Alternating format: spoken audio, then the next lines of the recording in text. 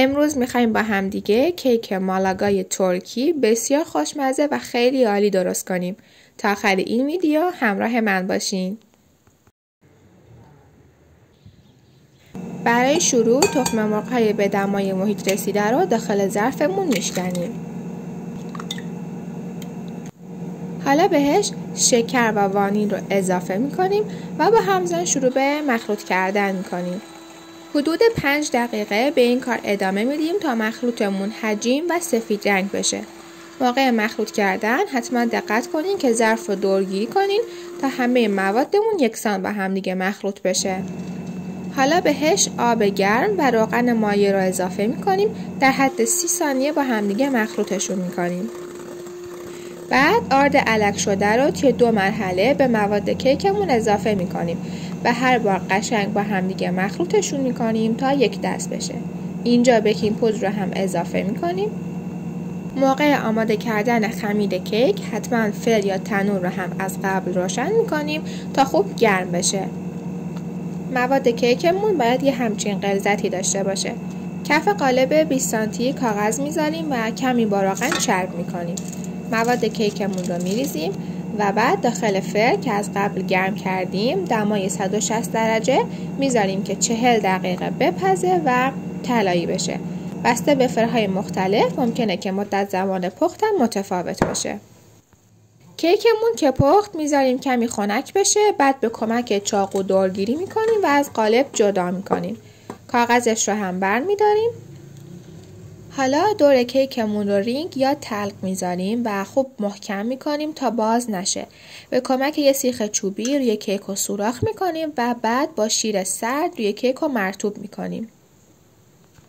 برای درست کردن کرم روی کیک 2 بسته پودینگ موزی و شیر رو داخل قابلمه میریزیم و روی حرارت مرتب هم میزنیم تا غلیظ بشه.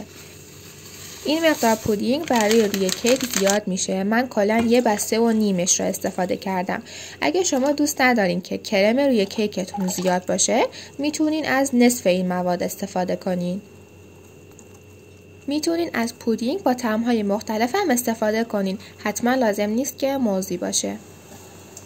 پودینگ ما بعد پخت باید یه همچین غلظتی داشته باشه. بعد بهش پنیر خامه‌ای و خامه صبحانه اضافه میکنیم. شما میتونین از همین مقدار خامه قنادی هم استفاده کنین.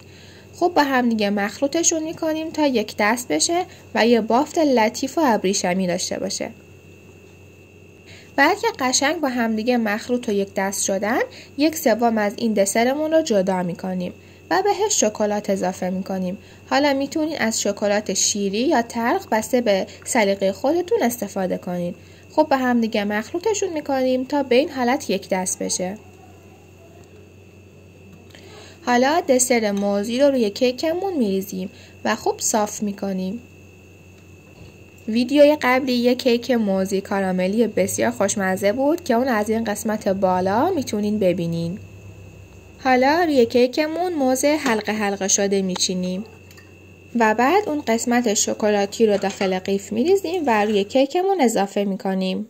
کیک مالاگا یکی از خوشمزه ترین و بهترین کیک هایی که میتونی واسه مهمونیاتون درست کنین. حتما امتحان کنید و ازش لذت ببرین. روی کیک رو کمی با قاشق صاف میکنیم و بعد میذاریم واسه یه شب داخل یخچال بمونه. روز بعد اول دور کیک رو با چاقو دورگیری میکنیم و بعد تلق رو ازش جدا میکنیم. روی کیک رو به سلیقه خودمون تزیین میکنیم. من از ژله بریلو صدفی استفاده کردم که شما میتونید از شکلات سفید هم استفاده کنین. حالا بریم با همدیگه یه برش از کیک خوشمزه‌مون ببینیم. همونطور که دارین میبینین خیلی راحت و آسون برش میخوره و یه بافت خیلی عالی و سبکی داره.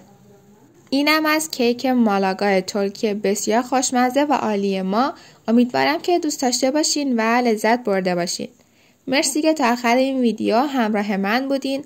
واسه دیدن آموزش‌های بیشتر کانال منو سابسکرایب کنین و روشن کردن زنگوله هم یادتون نره.